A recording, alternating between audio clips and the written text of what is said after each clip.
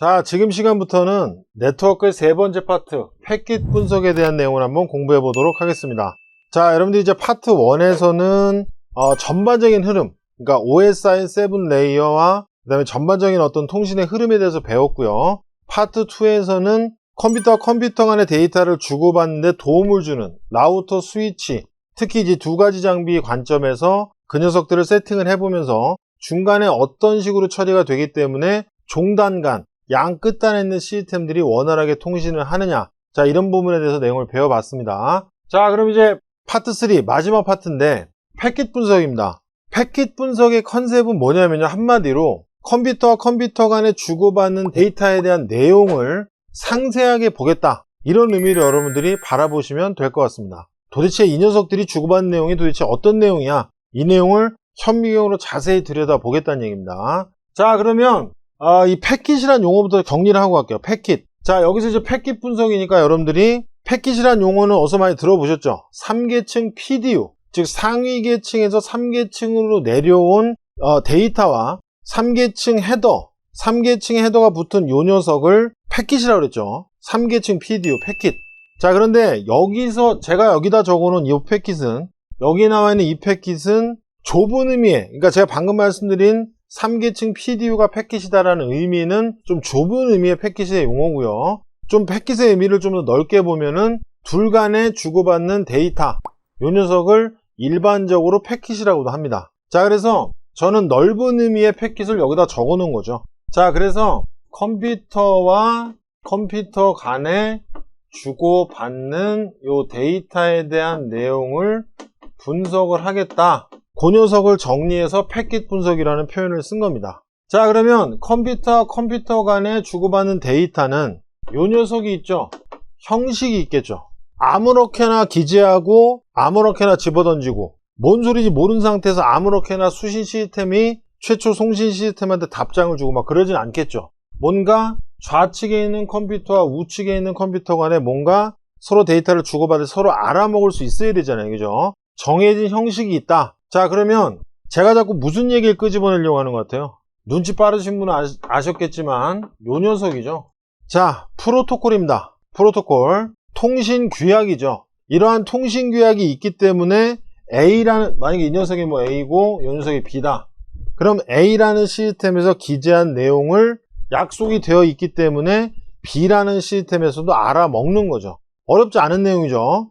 통신 규약인 이 프로토콜에 대해서 분석한다, 이런 컨셉으로 바라보셔도 됩니다, 이 녀석을. 자, 그러면 결국에는 이 프로토콜에 대한 분석인데, 자, 그러면 이제 프로토콜에 대해서 간략하게 말씀을 드리면 종류가 일단 뭐가 있어요? 어떤 종류들이 있어요? 종류들이, 자, OSI 7 레이어 관점에서 어플리케이션, 자, 여기서는 이제 저는 5, 6, 7계층을 묶어서 이렇게 표현을 하겠습니다. 어플리케이션 계층. 자, 여러분들이 많이 알고 있는 HTTP, 그 다음에 FTP, 그 다음에 메일을 주고받을 때 사용하는 SMTP, 뭐 POP3, IMAP, 그 다음에 뭐 DHCP라든지 수많은 프로토콜들이 어플리케이션 계층에 존재하죠. 자, 그러나 지금 제가 이전에 통신 과정에서도 말씀을 드렸지만 네트워크 파트는 뭐예요? 4계층 이하의 내용을 중점적으로 알아본다고 했습니다. 자, 그래서 4계층의 대표적인 프로토콜이 어떤 게 있어요? 자, TCP, UDP. 자, 제가 통신 과정을 진행할 때는 핀 가지고 대부분 다 설명을 했기 때문에 사실은 TCP나 UDP에 대한 언급이 많이 없었습니다. 그러나 엄청나게 중요한 녀석이죠. 특히 TCP는. 자, 그래서 이 녀석에 대해서도 상세하게 설명을 드리겠고요. 자, 그 다음에 3계층에 속해 있는 프로토콜은 인터넷 프로토콜, 뭐 어마어마하게 중요한 녀석이죠. 그 다음에 ARP, 그 다음에 뭐 ICMP. 자, 그 다음에 2계층으로 내려오면, 자, 뭐 이더넷 프로토콜이 존재하겠죠.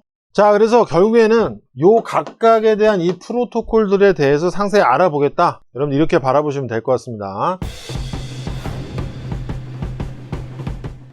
자, 그러면 뭐 이거에 대해서 알아보는 건 좋은데 왜 우리가 요 녀석에 대해서 상세히 알아야 되느냐, 그 부분에 대한 당위성을 좀 말씀을 드릴게요. 자, 뭐 여러 가지 요인들이 있어요. 뭐 당연히 뭐 알면 많이 알면 좋죠, 당연히. 자, 그러나 한 두 가지 정도로 크게 바라볼게요. 두 가지 정도로. 자, 첫 번째는 정상적인 내용을 알아야만 네트워크에 문제가 발생됐을 때 해결할 수 있다는 얘기입니다. 이해되세요? 무슨 얘기인지? 네트워크에 문제가 발생이 됐을 때 분석을 하려면, 어디가 문제인지 분석을 하려면 정상적으로 주고받는 내용에 대해서 먼저 명확히 알고 있어야 비정상적인 거를 걸러낼 수 있겠죠. 잡아내서 문제를 해결할 수 있을 거 아닙니까? 그죠? 자, 그렇기 때문에 네트워크에 문제가 발생됐을 때 이 분석이라는 과정을 통해서 어디에 문제가 있다, 이런 걸 판명한 후에 그걸 고쳐야 되겠죠. 문제 없게 만들어야 되겠죠. 자, 그 다음에 두 번째는 해킹 관점에서도 바라볼 수 있습니다.